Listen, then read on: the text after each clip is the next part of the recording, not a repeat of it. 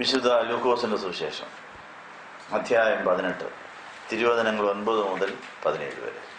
വിശുദ്ധ ലൂക്കോസ് 18 അധ്യായം 9 മുതൽ 17 വരെ. നീതിമാന്മാരെന്ന് സ്വയം കരുതി മറ്റുള്ളവരെ നിന്ദിക്കുന്നവരെ കുറിച്ച് യേശു ഈ ഉപമ പറഞ്ഞു.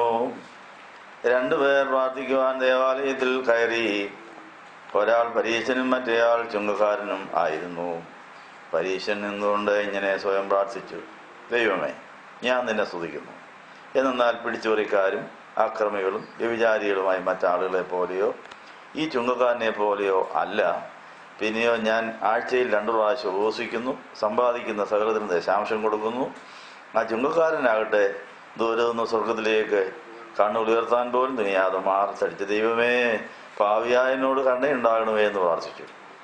ഞാൻ നിങ്ങളോട് പറയുന്നു, ആ ചുങ്കക്കാരൻ ആ പരീശനേക്കാൾ നീതിവത്കരിക്കപ്പെട്ടവനായി സ്വഭവനത്തിലേക്ക് മടങ്ങിപ്പോയി. എന്തെന്നാൽ തന്നെത്താൻ ഉയർത്തുന്നവനെല്ലാം താഴ്ത്തപ്പെടും, തന്നെത്താൻ താഴ്ത്തുന്നവനെല്ലാം ഉയർത്തപ്പെടും. അനന്തരം കൈവച്ച് അനുഗ്രഹിക്കേണ്ടതിന് ചില ശിശുക്കളെ യേശുവിൻ്റെ അടുക്കൽ കൊണ്ടുവന്നു. ശിഷ്യന്മാർ അത് കണ്ട് അവരെ തടഞ്ഞു. എന്നാൽ യേശു അവരെ അടുക്ക വിളിച്ച് അരുളി ചെയ്തു: ശിശുക്കൾ എൻ്റെ അടുക്കൽ വന്നുകൊള്ളട്ടെ, നിങ്ങൾ അവരെ തടയേണ്ട. എന്നാൽ ദൈവരാജ്യം വരെ പോലെയുള്ളവരുടേതാകുന്നു. ശിശുവിനെ പോലെ ദൈവരാജ്യം സ്വീകരിക്കാത്ത ഒരുവനും അതിൽ പ്രവേശിക്കുകയില്ലെന്ന് സത്യമായിട്ട് നിങ്ങളോട് പറയുന്നു എന്ന് അരുളി ചെയ്തു. നിങ്ങൾക്കെല്ലാവർക്കും സമൃദ്ധി ഉണ്ടായിരിക്കട്ടെ. ഇരിക്കാവുന്ന വലിയ നോമ്പിൻ്റെ 3-ാം വെള്ളിയാഴ്ച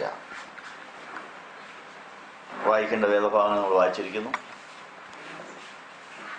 നോമ്പിന്റെ 3 വാരങ്ങൾ,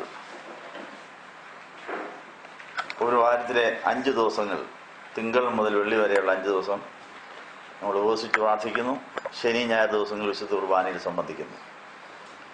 അങ്ങനെ 15 ദിവസത്തെ നമ്മുടെ ഉപവാസവും പ്രാർത്ഥനയും 3 ആഴ്ച കൊണ്ട് എന്തെല്ലാം നേട്ടങ്ങൾ നമുക്ക് തരുവാനിടയാക്കി.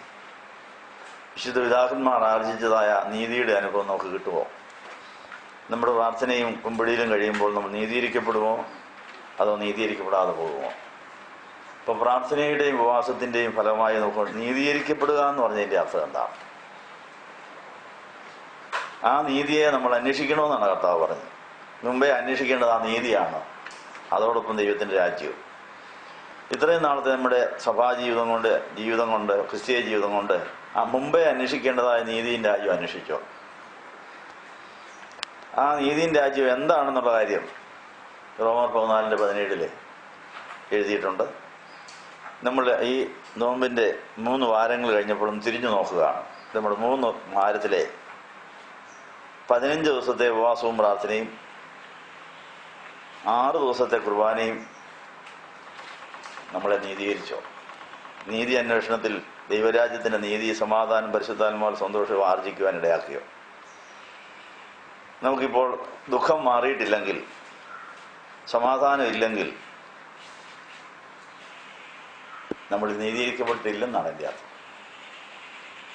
നമ്മുടെ പ്രാർത്ഥന നീതീകരിക്കപ്പെട്ടാൽ നമുക്ക് കിട്ടുന്ന ഒരു സംതൃപ്തിയുണ്ട്, ഒരു സന്തോഷമുണ്ട്, ഒരു ആനന്ദമുണ്ട്, ഒരാശ്വാസമുണ്ട്.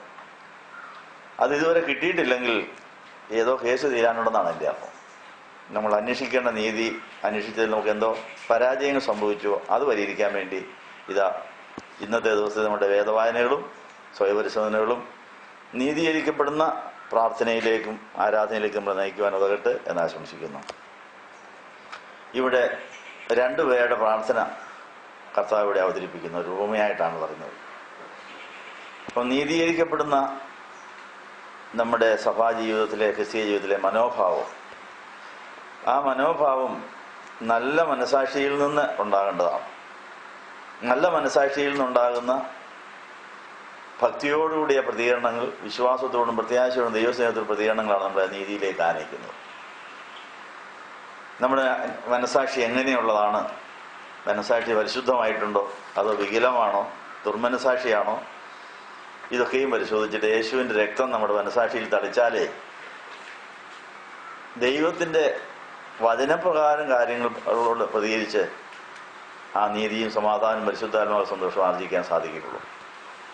ഏതെല്ലാം കാര്യത്തിലാണ് നമുക്ക് ദുർമനസാക്ഷിയിൽ നിന്ന് ദുഷ്ടമായ തീരുമാനങ്ങൾ, അനീതിയുടെ തീരുമാനങ്ങൾ, പ്രതികരണങ്ങൾ വരച്ചത് നമ്മൾ പരിശോധിക്കുകയാണ്. വലിയ നോമ്പിലെ 3-ാം വെള്ളിയാഴ്ച പ്രഭാതത്തിൽ വായിക്കേണ്ട വേദഭാഗത്തിൽ പള്ളിയിൽ പോയ 2 പേരെ ഇവിടെ കർത്താവ് അവതരിപ്പിക്കുന്നു. ദൈവമേ, പാപിയായ എന്നോട് കരുണയുണ്ടാകണമെന്ന് പ്രാർത്ഥിച്ച ചുങ്കക്കാരനായ മനുഷ്യൻ നീതീകരിക്കപ്പെട്ടു പോയെന്നാണ് പറയുന്നത്. ആ ചുങ്കക്കാരൻ ആ പരീക്ഷനേക്കാൾ നീതീകരിക്കപ്പെട്ടവനായി സ്വഭവനത്തിലേക്ക് പോയി. എന്നാൽ തന്നെത്താൻ ഉയർത്തിയ ആ പരീക്ഷ മനോഭാവക്കാരൻ നീതി ലഭിച്ചില്ലെന്നാണ് പറയുന്നത്. കാരണം നീതി ലഭിക്കാത്ത എത്ര പ്രാർത്ഥനകൾ തള്ളപ്പെട്ടിരിക്കുന്നു. വല്ലാത്ത പ്രാർത്ഥനകൾ ദൈവം തള്ളുമെന്ന് യാക്കോബിന്റെ ലേഖനത്തിലൊരു വചനമുണ്ട്. നമ്മുടെ പ്രാർത്ഥന തള്ളപ്പെടുകയോ കൊള്ളപ്പെടുകയോ ചെയ്യുന്നുണ്ട്. തള്ളപ്പെടുന്ന പ്രാർത്ഥനയ്ക്ക് എന്ത് സംഭവിക്കും? നമ്മുടെ ശക്തിയും മഹത്വവും ഒക്കെ ഈ പ്രാർത്ഥനാ സമയത്ത് നമ്മൾ പോകുന്നുണ്ട്. പക്ഷെ ആ പോകുന്ന മഹത്വവും ശക്തിയും ദൈവത്തിന് കിട്ടിയെങ്കിലേ സമാധാന ശക്തിയായി മടങ്ങി വരികയുള്ളൂ. പക്ഷെ നമ്മൾ ദൈവത്തിന് കൊടുക്കുന്ന മഹത്വവും ശക്തിയും, അല്ലെങ്കിൽ ദൈവത്തോട് പ്രാർത്ഥന നടത്തുമ്പോൾ നമ്മൾ ചെലവഴിക്കുന്ന ശക്തി ദൈവം സ്വീകരിച്ചെങ്കിൽ മാത്രമേ അത് അനുഗ്രഹമായി മടങ്ങി വരികയുള്ളൂ. ദൈവത്തിന് സ്വീകരിക്കാൻ പറ്റാത്ത വിധത്തിൽ അതിൽ പിശാചിന് അവകാശമുണ്ടെങ്കിൽ അത് സ്വർഗത്തിൽ സ്വീകരിക്കപ്പെടാതെ തള്ളപ്പെട്ടത് പിശാചിനാൽ കൊള്ളപ്പെടുമെന്നുള്ളത് നമ്മൾ അറിഞ്ഞിരിക്കണം. ഇന്ന് പ്രാർത്ഥിക്കുന്നവർ അനേകരുണ്ട്. എല്ലാ മതക്കാരും അവരുടേതായ രീതിയിൽ പ്രാർത്ഥിക്കുകയും ആരാധിക്കുകയും ചെയ്യുന്നു. പക്ഷെ ഇത് ഏതെല്ലാം സ്വർഗത്തിലെത്തുന്നു എന്നുള്ളത് പരിശോധിക്കേണ്ട വിഷയമാണ്. ആരുടെ പ്രാർത്ഥനയാണ് സ്വർഗത്തിലെത്തുന്നത്? ആരുടെ പ്രാർത്ഥനയാണ് അനുഗ്രഹമായി മടങ്ങി വരുന്നത്? നമ്മൾ ആ കൂട്ടത്തിലാണ്. അതിനെന്തെല്ലാം വ്യവസ്ഥകൾ നമ്മൾ പാലിക്കണം.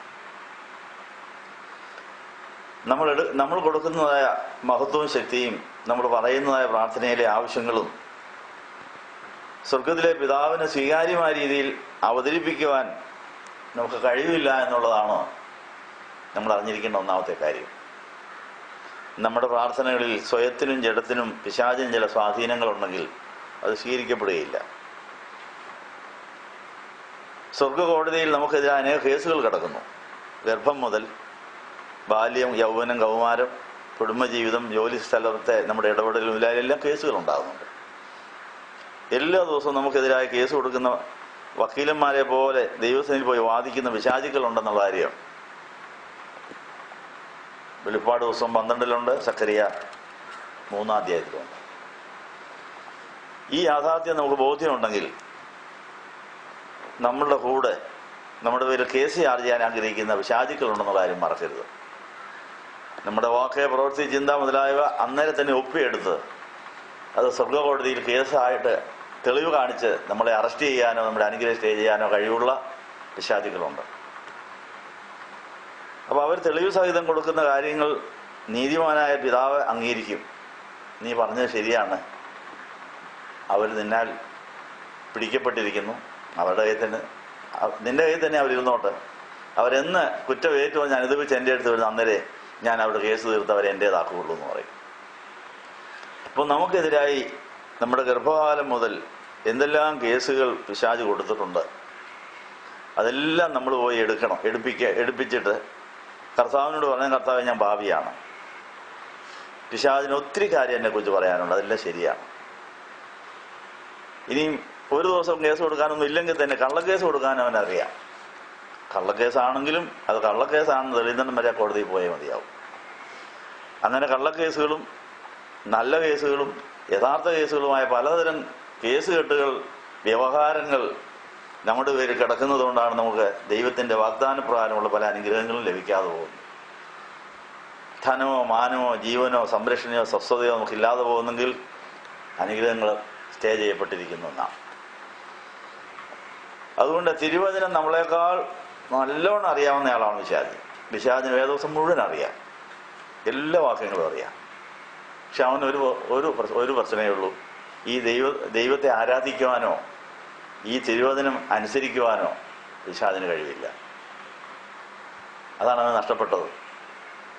നല്ല ബുദ്ധി, നല്ല കഴിവ്, ഒത്തിരി സമ്പത്ത്, ദൈവത്തിൻ്റെ എല്ലാ സമ്പത്തുകളും കൈകാര്യം ചെയ്ത് കർത്താവിൻ്റെ പ്രൈവറ്റ് സെക്രട്ടറി ആയിട്ട് പ്രവർത്തിച്ച ആളാണ് ചെറുകെടുത്ത് മറിക്കുന്ന കെരൂബ്.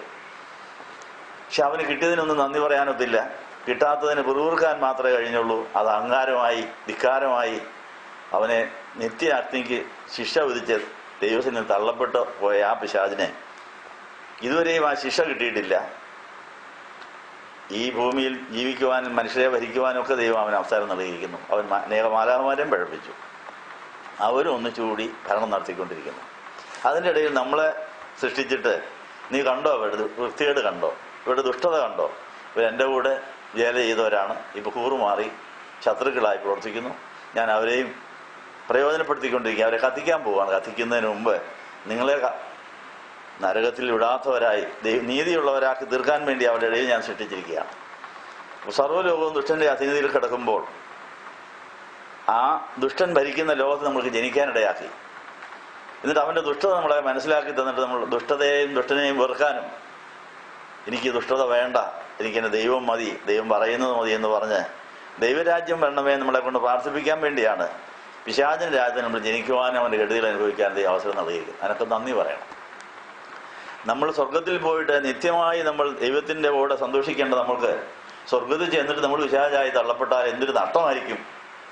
ആ വലിയ നഷ്ടം വരാതിരിക്കാൻ വേണ്ടി സ്വർഗത്തിൽ നിന്ന് തള്ളപ്പെട്ടവരുടെ നമ്മളെ സൃഷ്ടിച്ചിട്ട് ദൈവരാജ്യം വേണമേ എന്ന് പ്രാർത്ഥിക്കാൻ നമ്മളെ പഠിപ്പിച്ചിട്ട് ആ ദുഷ്ടനെയും ദുഷ്ടതയെയും പിശാചിനെ ഉപേക്ഷിച്ചിട്ട് എനിക്ക് ദൈവം മതിയെന്ന് പറഞ്ഞ് ദൈവത്തിൻ്റെ നന്മ രുചിച്ചറിയുന്നവരായി തീരുവാൻ ദൈവം നമ്മളെ ഈ ലോകത്തിലാക്കിയിരിക്കുന്നു. അതുകൊണ്ട് ഈ ലോകത്തിൽ നമ്മൾ പാപത്തിൽ പിറന്നതുകൊണ്ട്, ലോകത്തിൽ ദുഷ്ടൻ നമ്മളെ ഭരിക്കുന്നതുകൊണ്ട് നമ്മുടെ പേരിൽ എന്നും കേസുകൾ വരാം. എന്നാൽ അത് നമുക്ക് വേണ്ടി വാദിക്കുവാൻ വക്കീലിനെ പോലെ ദൈവസന്നിധിയിൽ നിൽക്കുന്ന കർത്താവിനോട് പറഞ്ഞാൽ മതി, കർത്താവേ എനിക്ക് തെറ്റുപറ്റിയിട്ടുണ്ട്, എനിക്ക് എൻ്റെ അപ്പനും അമ്മയ്ക്കും തെറ്റുപറ്റിയിട്ടുണ്ട്, ഞങ്ങളെല്ലാം കുറ്റക്കാരാണ്, ഞങ്ങളുടെ പേരിലൊക്കെ ഒത്തിരി കേസ് കാണും, പക്ഷേ നീ എന്നെ വഹിച്ചുകൊണ്ട് ഈ പാപത്തിന് ശിക്ഷ സഹിച്ചുവെന്നും മരിച്ചെന്നും ഉയർത്തെഴുന്നേറ്റും സ്വർഗ്ഗാനം ചെയ്യുന്നതൊക്കെ ഞാൻ വിശ്വസിക്കുന്നു. എനിക്ക് ഒരു നീതിയും പറയാനില്ല, ഞാൻ പാപിയാണ്. പക്ഷെ പാപിക്ക് വേണ്ടി നീ വന്നതുകൊണ്ട് ഞാൻ പാപിയാണ് സമ്മതിക്കുന്നു. നിന്റെ വരവിൻ്റെ നേട്ടം ഞാനിതാ അവകാശപ്പെടുന്നു. അത് കേൾക്കുമ്പോഴാണ് നമുക്ക് നീതി ലഭിക്കുന്നത്. അത് നമ്മുടെ പുണ്യം കൊണ്ടല്ല, നമ്മളുടെ അനുതാപം കൊണ്ടും ഏറ്റുപറച്ചിലുകൊണ്ടും വിശ്വാസം കൊണ്ടും ആശ്രയം കൊണ്ടുമാണ് നമുക്ക് നീതി കിട്ടുന്നത്. അങ്ങനെ നമുക്ക് കിട്ടിയതായ നീതി നിലനിർത്താൻ ഈ കരുണ മറ്റുള്ളവരോട് കാണിക്കണമെന്ന് വ്യവസ്ഥ പറഞ്ഞിരിക്കുന്നു.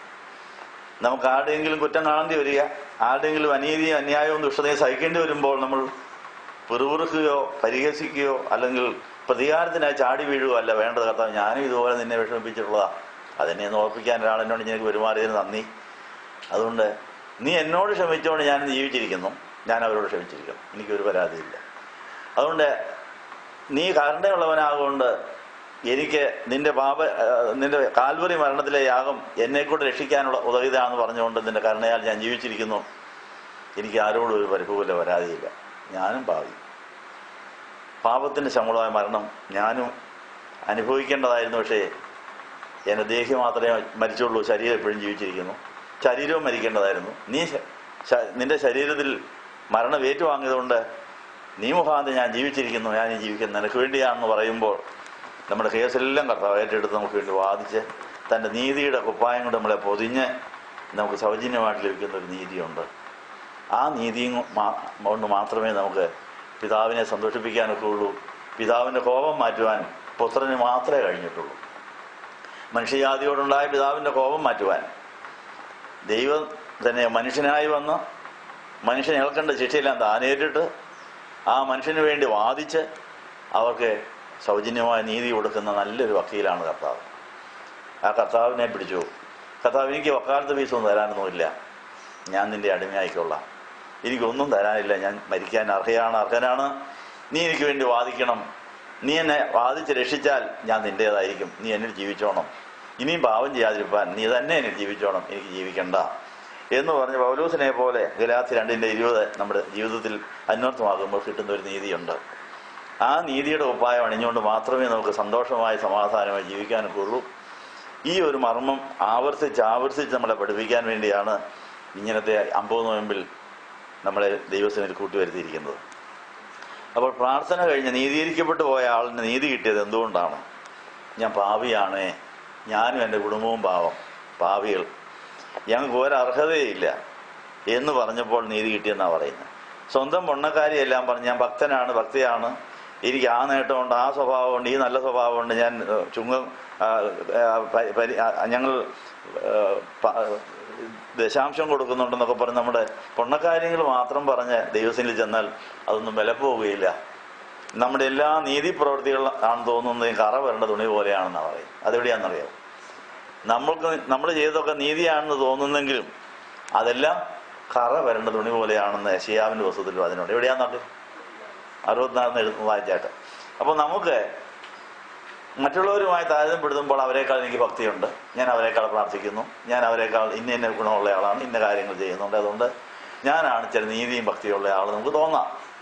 പക്ഷെ എന്തെല്ലാം നീതി പ്രവൃത്തികൾ നമുക്ക് ഉണ്ടെന്ന് തോന്നിയാലും അത് കറ വരേണ്ട തുണി പോലെയാണെന്നാണ് പരിശുദ്ധാത്മാവിന്റെ പരിശോധനയിൽ കിട്ടുന്ന റിസൾട്ട്. അത് ഇത്ര വാക്യമാണ്. അധ്യായം യെശയ്യാ 64:6 എന്താ പറഞ്ഞെന്ന് പറഞ്ഞാട്ട്?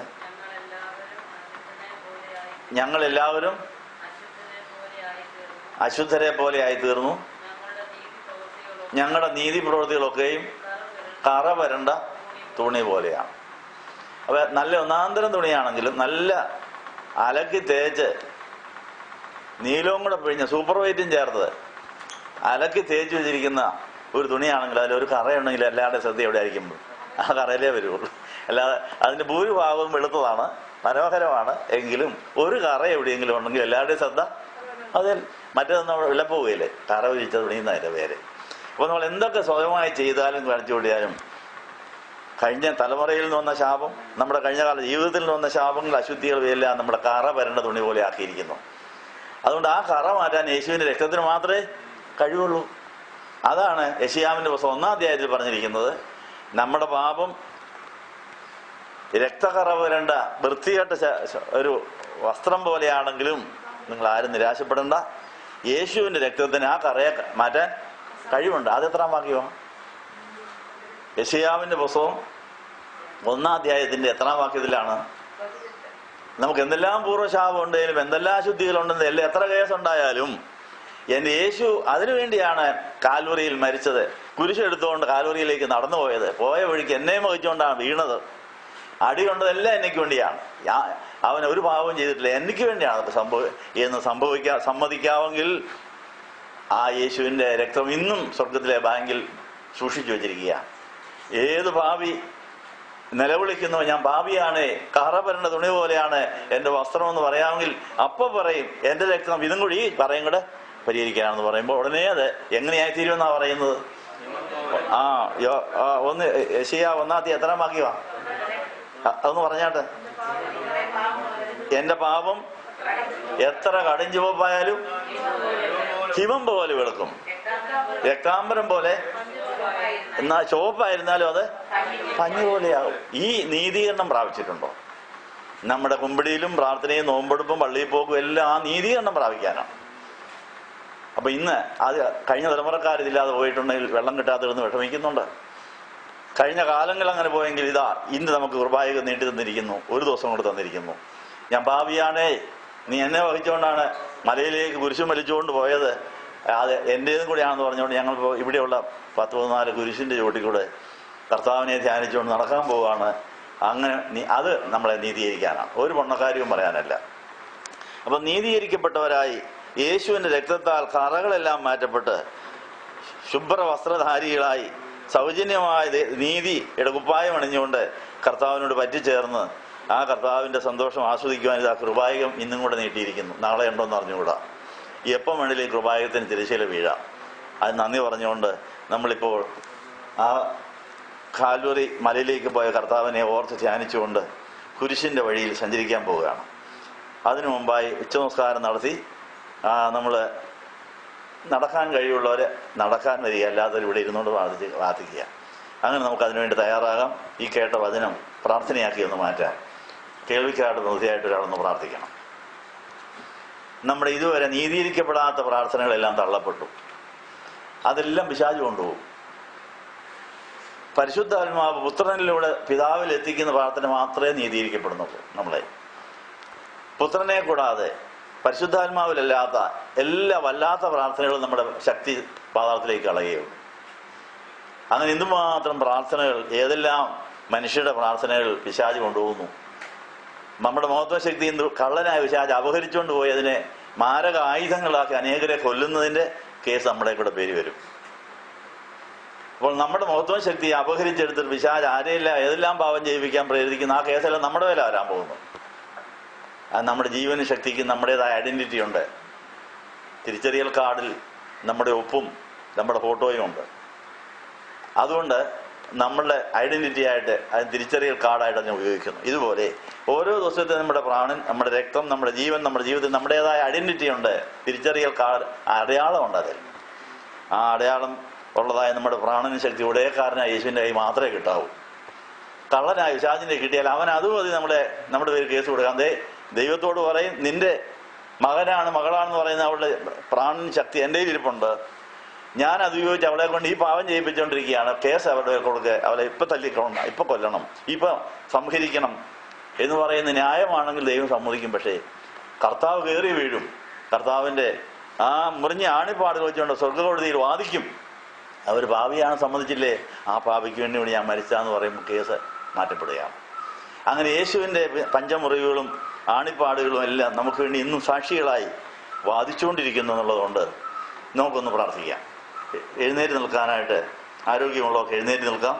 ഈ കേട്ട വചനപ്രകാരം നമ്മുടെ ഇന്നത്തെ പ്രാർത്ഥനയും മലകയറ്റവും കുരിശിൻ്റെ വഴിയിലുള്ള പോക്കും ഇത് തള്ളപ്പെട്ടതായ പ്രാർത്ഥനയ്ക്ക് എല്ലാം ഒരു പരിഹാരം വരുത്തി സ്വീകരിക്കപ്പെട്ട പ്രാർത്ഥനയും ജീവിതവുമാകാൻ നമ്മൾ പൂർണ്ണമായി ദൈവത്തിൽ ആശ്രയിക്കുന്നതിൻ്റെ പ്രതീകമായി പിതാവ് പുത്രനെ നമുക്ക് തന്നതിന് നന്ദി പറഞ്ഞുകൊണ്ട്, കർത്താവേ ഞാനും കൂടിയാണ് നിന്റെ കുരിശിലേറ്റിയത്, എനിക്ക് വേണ്ടിയാണ് നീ എന്ന് പറഞ്ഞുകൊണ്ട് അങ്ങനെ അടുത്ത തലമുറയിലേക്ക് അനുഗ്രഹം പോകുവാൻ, കഴിഞ്ഞ തലമുറയുടെ അനുഗ്രഹം മാറ്റപ്പെടുവാൻ, നീതീകരിക്കപ്പെട്ട പാപിയാണെന്നുള്ള ആ പ്രാർത്ഥന ദൈവസന്നിധിയിൽ സമർപ്പിക്കാൻ വേണ്ടി പ്രാർത്ഥിക്കുകയാണ്.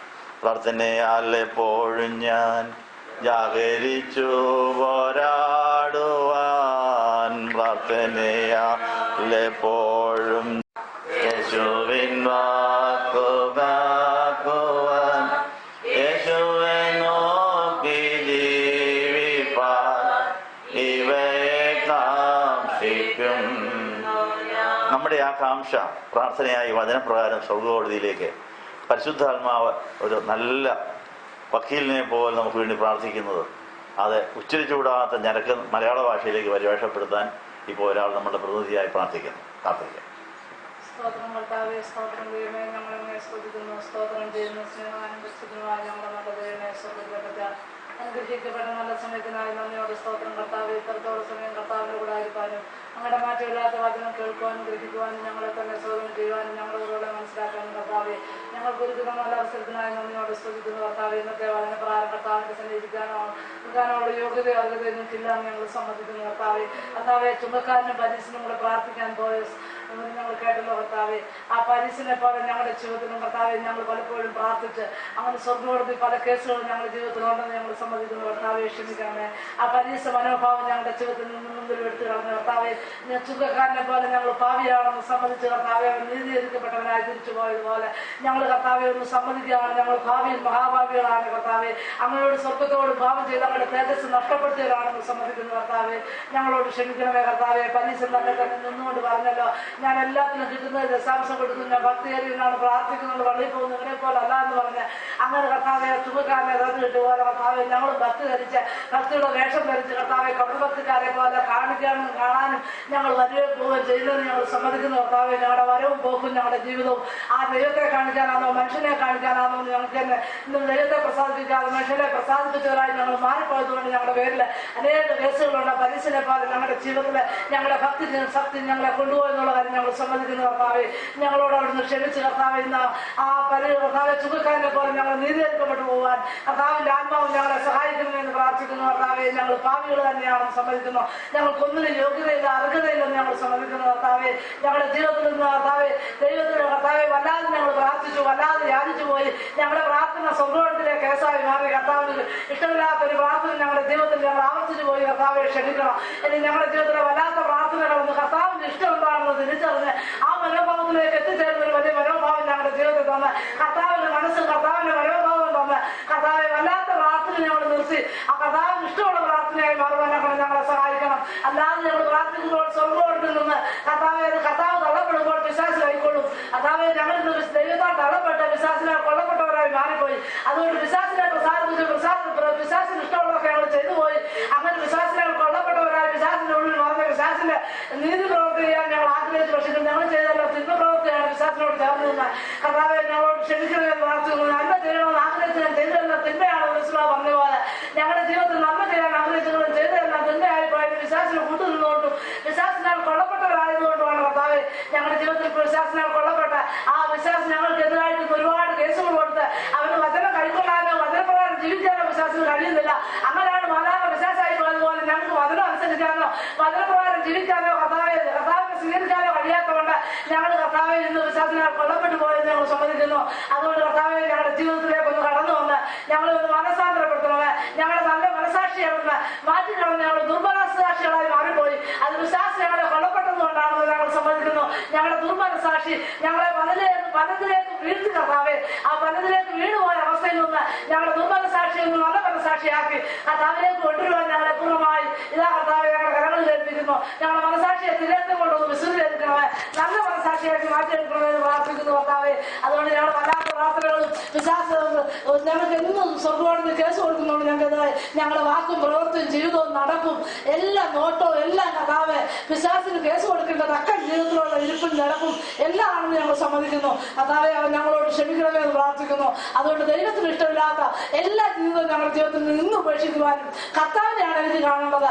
എന്നെ കർത്താവിനാണ് കാണേണ്ടത്. ഞാൻ മറ്റുള്ളവരെ കാണാനല്ല.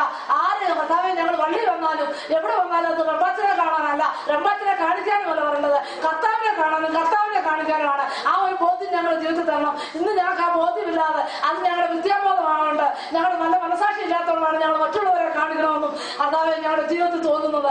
ആ ആട്ടംബരം ഞങ്ങളുടെ ജീവിതത്തിൽ നിന്ന് മാറ്റിയിട്ട് ഞങ്ങളുടെ ജീവിതത്തിലേക്ക് കർത്താവ് ഒന്ന് ഇറങ്ങി വന്നിട്ട് ഞങ്ങൾ ചുമക്കാരനെ പോലെ പാവിയാണെന്ന് സമ്മതിക്കുവാൻ ഞങ്ങൾ ഒന്നുമില്ലാത്ത ഞങ്ങളുടെ നീതി പ്രവൃത്തി കറ പുരണ്ടതുപോലെയാണെന്നുള്ള ആ ബോധ്യം ഞങ്ങളെ ഭരിച്ചിട്ടില്ല. അതുകൊണ്ട് ഞങ്ങളുടെ നീതി പ്രവൃത്തി കറ പുരണ്ട തുണി പോലെ ആയിരിക്കാൻ ആ കറ പുരണ്ട തുണി എത്ര നല്ല തുണി ഇട്ടാലും ആ കറ മറ്റുള്ളവർ കണ്ടുപിടിക്കുന്ന പോലെ ഞങ്ങളെ കർത്താവെ ആ കറയിലേക്ക് നോക്കി വിഷമിക്കുന്ന ഒരു ദൈവം ഉണ്ടെന്ന് മനസ്സിലാക്കിയിട്ട് അതിനോട് ഞങ്ങൾ വിട പറഞ്ഞിട്ട് കർത്താവെ ഞങ്ങളുടെ പാപം വലുതാണെന്ന് ഞങ്ങൾ സമ്മതിക്കുന്നു. കർത്താവെ ഞങ്ങളുടെ നിന്റെ പാപം എത്ര കടും ചുമ്പായാലും അത് ഹിമപോലെ വെളുപ്പിക്കാവുന്നു, രക്താപരമായിരുന്നാലും അത് പഞ്ഞ പോലെ ആക്കി മാറ്റാമെന്ന് കർത്താവിന്റെ വാക്തത്വമുണ്ട്. അതുകൊണ്ട് ഞങ്ങളുടെ കടുചുമ്പായ പാപം കർത്താവെ പൂർണ്ണമായിട്ട് ഇവിടെ ഉപേക്ഷിക്കുവാനും കർത്താവെ അവിടുന്ന് രക്താപരമായിരിക്കുന്ന അവസ്ഥ പൂർണ്ണമായിട്ട് ഉപേക്ഷിച്ചിട്ട് ഞങ്ങളെ ചേർക്കുന്ന ഒരു ദൈവം ഉള്ളതുകൊണ്ട് ആ ദൈവത്തെ എനിക്ക് കണ്ടാൽ മതി, ആ ദൈവത്തെ എനിക്ക് കാണിച്ചാൽ മതി. ഞങ്ങൾക്ക് വേറെ ആരെയല്ല കാണേണ്ടത്. ഞങ്ങൾക്ക് കർത്താവിനെ കാണിച്ച് കർത്താവിനെ കണ്ടാൽ മതി എന്നുള്ള ആ ബോധ്യം ഇന്ന് ഞങ്ങളെ ഭരിച്ചില്ലെങ്കിൽ ഇന്ന് ഞങ്ങളെ പിശാച് കൊല്ലപ്പെട്ടിരിക്കുകയാണെന്ന് ഞങ്ങൾ സമ്മതിക്കുന്നു. ഞങ്ങൾ അടിമനസ്സിലേക്കൊന്ന് തിരിഞ്ഞു നോക്കുവാനും അടിമനസ്സിലേക്കൊന്ന് പോയിട്ട് ആ പിശാച് ഭരിക്കുന്ന അവസ്ഥയിലേക്ക് കർത്താവെ ഞങ്ങളുടെ ജീവിതവും ഞങ്ങളുടെ നടപ്പും ജീവിതവും ഇരിപ്പും എല്ലാം ഇന്നൊന്ന് ക്രമീകരിക്കുവാൻ പരിശുദ്ധാത്മാവ് ഞങ്ങളെ രൂപാന്തരപ്പെടുത്തണമേ. പരിശുദ്ധാത്മാവ് ഞങ്ങൾക്ക് നല്ലൊരു മനസ്സാന്തരം തരണേ. ഞങ്ങളുടെ ഹൃദയങ്ങളെ കർത്താവ് അറിയുന്നു, കർത്താവ് ഞങ്ങളെ നോക്കി ദുഃഖിക്കുന്നു എന്നുള്ളൊരു ബോധ്യം ഞങ്ങൾക്ക് തരണം. അതുകൊണ്ട് ഞങ്ങളുടെ കപടഭക്തിയും ഞങ്ങളുടെ എല്ലാ ദുർസ്വഭാവങ്ങളും എല്ലാം മാറ്റിയിട്ട് ഞങ്ങൾക്ക് ഇന്ന് മനോമാനവും ജീവനും ഞങ്ങൾ തേടേണ്ടതല്ല, ഞങ്ങളെ തേടി വരേണ്ടതാണ്. അത് ഞങ്ങളുടെ നല്ല മനസാക്ഷിയാകുമ്പോൾ ഞങ്ങളെ ദൈവം കൈക്കൊള്ളുമ്പോൾ അത് കിട്ടേണ്ടതാണ്. ഞങ്ങളുടെ സ്വസ്ഥത കുറവ്, ഞങ്ങളുടെ ജീവിതത്തിലെ പ്രശ്നങ്ങൾക്ക് കാരണം എല്ലാം കർത്താവെ ഞങ്ങളുടെ വല്ലാത്ത പ്രാർത്ഥനയും അതെല്ലാം നിർത്തിയിട്ട് കർത്താവെ ഞങ്ങളുടെ ജീവിതം പൂർണ്ണമായി കർത്താവിനെ ഏൽപ്പിച്ചു തന്ന് അങ്ങനെ കർത്താവെ ഞങ്ങളുടെ ജീവിതത്തില് ദൈവത്തിന് വേണ്ടി മാത്രം ഞങ്ങളൊന്ന് വേർതിരിക്കപ്പെട്ടവരായി പരിശുദ്ധാത്മാവ് ഞങ്ങളെ ഭരിക്കുന്നവരായി പരിശുദ്ധാത്മാവിന്റെ നിലനിലായിരിക്കാൻ കർത്താവ് ഞങ്ങളെ സഹായിക്കണം. അതുകൊണ്ട് സ്വർഗത്തിൽ അങ്ങനെയായാലും കാര്യമില്ല, ഭൂമിയിലും അങ്ങനെയല്ല ഞങ്ങൾ ഒന്നും ആഗ്രഹിക്കുന്നില്ല. യേശുവിനെ മാത്രം ആഗ്രഹിക്കാനുള്ള കൃപ ഞങ്ങൾക്ക് തരണം. യേശുവിനെ എല്ലാം ഞങ്ങൾക്ക് ഒന്നും വേണ്ട, ഒന്നിനെയും വേണ്ട, യേശുവിനെ മാത്രം മതി. യേശു തരുന്നതും തരുന്നിടത്തോളൂ, തരുന്ന സമയത്ത് തരുന്നത് മധുരോ കയ്പായിക്കോട്ടെ കർത്താവേ, അത് മാത്രം ഞങ്ങളുടെ ജീവിതത്തിൽ മതി. അതുകൊണ്ട് പൂർണ്ണമായും ഞങ്ങളെ വിട്ടുതരുന്നു. ഞങ്ങളുടെ ജീവിതത്തിൽ നിന്ന് ഉപേക്ഷിക്കേണ്ട എല്ലാം ഉപേക്ഷിച്ച് കർത്താവ് തന്നെ ഞങ്ങളെ പഠിപ്പിക്കുന്നവരെയും കർത്താവിന്റെ കൂടെ മറന്നിരിക്കുന്ന ഒരു നീതി, കർത്താവിന്റെ കൂടെ ഇരുന്ന് വച്ചുചേർന്നിരുന്ന് അങ്ങനെ മാത്രം ആരാധിച്ച് അങ്ങനെ സന്തോഷിച്ച് ആനന്ദിക്കുന്ന ആ വലിയ മനോഭാവം തന്നെ ഞങ്ങളെ അനുഗ്രഹിക്കണമേ. ഞങ്ങളെ പൂർണ്ണമായി രൂപാന്തരപ്പെടുത്തണം. ഞങ്ങൾ അങ്ങയുടെ കുരിശിന്റെ ചുവട്ടിലേക്ക് കയറാൻ പോവുക. ആ ഓരോ കുരിശും ഞങ്ങളെ നീതി പ്രവൃത്തിയിലേക്ക് ഞങ്ങളുടെ കറമുണ്ട അവസ്ഥയിൽ നിന്ന് ഞങ്ങളെ നീതിയിലേക്ക് വഴി നടത്തുന്നതായി മാറുവാൻ ഞങ്ങളുടെ പാപങ്ങളെ ഏറ്റുപറയുന്ന ആ പാപം കുരിശിന്റെ ചുവട്ടിൽ നിന്ന് ഞങ്ങൾ ഏറ്റുപറഞ്ഞ് ആ മക്കളുടെ കാര്യത്തിൽ മറിയെ പോലെ കുരിശിന്റെ ചുവട്ടിൽ നിൽക്കുവാൻ, യോഹന്നാനെ പോലെ മാറിച്ചാരുവാൻ, യേശുവിന്റെ മാതാവിനെ പോലെ കുരിശിന്റെ ചുവട്ടിൽ നിൽക്കുവാൻ കർത്താവേ ഈ കുരിശിന്റെ യാത്ര ഞങ്ങളെ അവിടെ രൂപാന്തരപ്പെടുത്തണം. ആരെ കാണിക്കാനോ ഞാൻ ഒന്നിനുമല്ല, കർത്താവ് ഞങ്ങൾ ആരും കാണാനുമല്ല, കർത്താവിനെ മാത്രം നോക്കിക്കൊണ്ട് പോകാൻ ഞങ്ങളെ ഇടയാക്കണം. അല്ലാതെ ഞങ്ങൾ ഒരു വ്യക്തിയിലേക്ക് നോക്കിയാൽ അത് ഞങ്ങൾ സ്വർഗ്ഗം കൊടുക്കുന്നുള്ള കേസാണെന്ന് മനസ്സിലാക്കുവാൻ ദൈവാത്മാവ് ഞങ്ങളെ സഹായിക്കണം. അതുകൊണ്ട് ദൈവത്തിന്റെ പരിശുദ്ധാത്മാവ് ഞങ്ങളെ പറ്റിക്കണം, സ്വർഗം തോന്നുന്ന ഞങ്ങളെ മാനിക്കണം, സ്വർഗം തോന്നുന്ന ഞങ്ങളെ അനുഗ്രഹിക്കണം. അതുകൊണ്ട് പൂർണ്ണമായും ഞങ്ങളെ വിട്ടു തരട്ടെ. പ്രാർത്ഥനയായിട്ട് സ്തോത്രം ചെയ്യുന്നു. ഇന്ന് ഞങ്ങളുടെ ആവശ്യത്തിൽ ഞങ്ങൾ തീറ്റു കൊടുത്തുള്ള തിന്മയുടെ ശക്തികള് കർത്താവെ, ഞങ്ങൾ കറവുറുണ്ട ആ താങ്ങുകൾ എല്ലാം നമ്മുടെ ആവശ്യത്തിലൂടെ ഇന്ന് ചവിട്ടേണ്ട ചവിട്ടി, ഇന്ന് ഭാഗമായതിനെ മാറ്റിക്കെട്ടേണ്ട മാറ്റിക്കെട്ടി, സമുദ്രത്തിൽ വിടേണ്ട സമുദ്രത്തിൽ വിട്ട്, പകരം കൊടുക്കേണ്ട പകരം കൊടുത്ത് ഇന്ന് ആവശ്യത്തിലൂടെ ചെയ്ത വലിയ വേലകൾക്ക് നന്ദി പറയുന്നു. എല്ലാം ദൈവം മഹത്വത്തിനായി തരണമേ. എല്ലാം ഓരോ കുരിശിന്റെ ഓടി ചെല്ലുമ്പോഴും അവിടെ ഭാഗമായതിനെ തന്റെ ആവശ്യത്തിലൂടെ പകരം കൊടുത്ത് ചവിട്ടേണ്ടെല്ലാം ചവിട്ടി കർത്താവെ അവിടുന്ന് വലിയൊരു അനുഗ്രഹത്തിന് മാറി വർഷിച്ചുകൊണ്ട് കർത്താവേറ്റ കുരിശും കർത്താവേറ്റ എല്ലാ വേദനകളും ഞങ്ങൾക്ക് വേണ്ടിയാണെന്ന് ഞങ്ങൾ സമ്മതിക്കുന്നു. അതുകൊണ്ട് ആ വേദനയോടൊപ്പം ഞങ്ങൾ ചുമക്കുവാൻ ഇതാ പൂർണ്ണമായി കർത്താവേറ്റൊക്കെ ഞങ്ങൾക്ക് വേണം. എന്തെല്ലാം കർത്താവ് സഹിച്ചോ അതെല്ലാം ഞങ്ങൾക്കും വേണം. അങ്ങനെ സഹിച്ച് ഞങ്ങൾ കിരീട പ്രാപിപ്പാൻ ഞങ്ങളെ സമർപ്പിക്കുന്നു. പ്രാർത്ഥനയായിട്ടതിനായി സ്തോത്രം. അനുഗ്രഹിച്ചതിനായി നന്ദി വേണ്ടി മാനമോഹത്തോടുള്ളവരെ യേശുവിനാമത്തിൽ തന്നെ ആമേൻ. നമ്മുടെ മാമോദീസായിൽ തുടങ്ങിയതായ സുവിശേഷ വേല നമ്മൾ നിർത്തിക്കളഞ്ഞതിന് നമുക്ക് ക്ഷമയോദിക്കാം. നമ്മൾ സുവിശേഷ നടവിലേക്ക് ആനയിക്കപ്പെടുമെന്ന് പ്രതിജ്ഞയെടുത്തവരാണ്. നമ്മുടെ ജീവിതം കണ്ട ആരും യേശുവിൻ്റെ അടുത്ത് വന്നിട്ടില്ല. സുവിശേഷ വേല നമ്മൾ ഉപേക്ഷിച്ചിട്ട് വേറെ ഏതോ വേലയാണ് നമ്മുടെ ജീവിതം വിചാരിച്ച് നമ്മൾ തെറ്റിദ്ധരിച്ചുകൊണ്ടാണ് ഇപ്പോൾ തൊഴിലില്ലാതെ. അപ്പോൾ പ്രധാന തൊഴിൽ ചെയ്യാമെങ്കിൽ വേറെ ധനവും മാനം നമ്മളെ തേടി വരും. ജോലി വേണ്ടിയവർ, ജീവിത പങ്കാളിയെ വേണ്ടിയവർ, വീട് വേണ്ടിയവർ, സൗഖ്യം വേണ്ടിയവർ ആദ്യം യേശുവിനെ സ്വീകരിച്ച് യേശുവിനെ വളരാൻ നമ്മളെ വിട്ടുകൊടുത്ത് യേശുവിനെ അനുഗമിച്ചാൽ മതി. ആ ജോലി ആദ്യം ചെയ്താൽ വേണ്ടതെല്ലാം നമ്മളെ തേടി വരും. താഴ്മയ്ക്കും മേഘാവക്തിയുള്ള പ്രതിഫലം ധനവും മാനം ജീവനുമാണ്. അത് നമ്മൾ തേടേണ്ടതല്ല. അതിനുവേണ്ടി ഇപ്പോൾ നമ്മൾ കുരിശെടുത്ത് നമ്മുടെ കുറവുകൾ പരിഹരിക്കാൻ നമ്മുടെ പൂർവികരെയും വഹിച്ചുകൊണ്ട് യേശു ചെയ്തതായ നീതിപ്രവൃത്തി അല്ലെങ്കിൽ ആ വലിയ യാഗം നമ്മുടേതാണ്, ഞങ്ങളുടേതാണ്, ഞങ്ങൾക്ക് വേണ്ടിയാണെന്ന് സമ്മതിക്കാൻ വേണ്ടി ഉച്ചനമസ്കാരം നടത്തിയിട്ട് കുരിശിൻ്റെ അടുത്തേക്കുള്ള യാത്ര വരികയാണ്. നമുക്ക് ആ ഉച്ചനമസ്കാരത്തിനായിട്ട് തയ്യാറാക്കാം. ദൈവമേ, നീ പരിശുദ്ധനാകുന്നു.